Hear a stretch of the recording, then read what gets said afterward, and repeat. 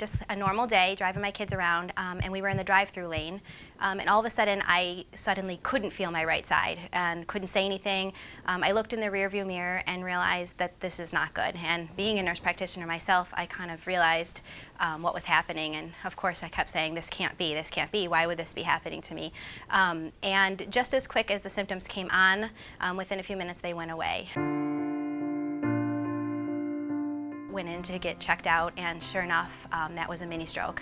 That day was a moment that I never thought would happen to me at 35 years old. I was healthy, active. They found that I had a hole in my heart, something I never knew I had. They had thought that that was probably the cause of the mini stroke at that point. One of the things I continue to say is if I didn't go get help that day, I could have just shook it off, gone home and said, I'm fine.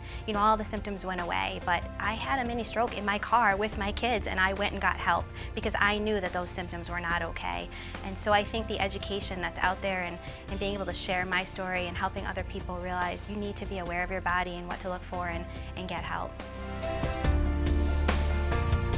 So I went in for a brain scan and was told that day that I had had an acute ischemic stroke within the 5 days prior to that scan. And I was completely taken aback. My family was completely shook. How could this be? 5 years on medication, living a healthy life, really no other risk factors. They found this. So it was at that time that they decided it was important for me to have a procedure done to close the hole in my heart so that we could eliminate any other risk factors. I am so grateful for that procedure and the research that's gone behind being able to do something like that. So now I've had that closed, and I'm back to living a healthy life and really trying to advocate for stroke awareness and heart health, because you just never know. These stories happen to anybody. You think that they're only going to happen to older people or people with high risk factors, but that is not the case for sure. Any child that requires surgery is severe. It was the hardest day of our life, handing over our 3-week-old baby to the team of surgeons and the anesthesiologists, knowing that you were doing the best thing for that child, but it was hard. On June 6th, we went to Boston Children's Hospital to have Evie's, what we hoped for, Evie's final surgery. You always think maybe it's going to get easier every time that you give your daughter over for this major surgery, but it doesn't. It gets harder. Everything went as perfectly as we could have hoped. And then I just lost it. I felt good. And I felt like I was new. It's amazing how far science and technology have come to be able to train these surgeons. And it's all in thanks to the American Heart Association and all the funds that were raised in order to be able to put forth this research to be able to save my daughter's life. The American Heart Association has many different resources for families. I urge you to reach out to them. They can point you in the directions of other families, other medical professionals that could possibly help make this life-altering challenge something a little bit better. I suffered a cardiac arrest while driving my car. And miraculously, 4 days later, I woke up wondering what happened.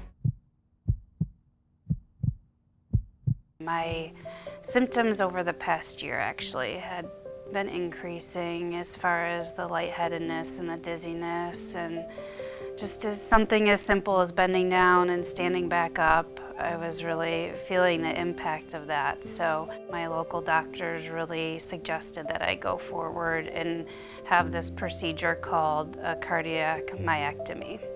Went in, took out what turned out to be 12 grams of heart muscle.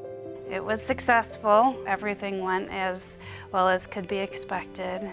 So yes, the procedure's over, but now the long road ahead is really heart health, recovery, and spreading heart health awareness to the Western New York community. I don't want any of my friends or family or anyone in this room today to be that one person that doesn't survive. Rummings has survived 2 heart attacks. After her first, at the age of 48, she became a volunteer for the American Heart Association. When I had my second heart attack almost 4 years later, I'll admit, I sort of went into a funk because I was like, wait, I did everything I was supposed to do. Why did this still happen? So it took a while for me to get back into my routine because I sort of gave up on exercising and everything because I was like, what, didn't matter. But I did, and so far so good. The Heart Association has a lot of events where they emphasize about exercise and your diet, and it's not really a diet, it's just lifestyle change. If you have family history, you really should see a cardiologist. Even if you don't have any symptoms or you think that you're really healthy, you need to be monitored to make sure that nothing happens going forward. You know your body better than your doctor. And if something's not right and your doctor doesn't take you seriously enough, then you need to see another doctor. It started for me at the age of 49. And prior to that, I had absolutely no risk factors. I did not have high blood pressure, high cholesterol, the things that you typically expect. My first event happened when I was in Hawaii. It never occurred to me that it was my heart. They immediately took an EKG and then came back into the room and said, well, you have to go see a cardiologist today. So that March, I underwent open heart surgery. That moment I knew it's time to fight and don't waste time. And I credit that attitude and that ability to start to scavenger and get information to having been involved with the American Heart Association.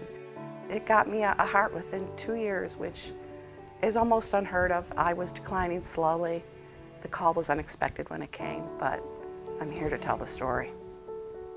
I had a chance to see firsthand what a lot of the new developments were. It's just constant, the research that's happening, and it is funded by the American Heart Association.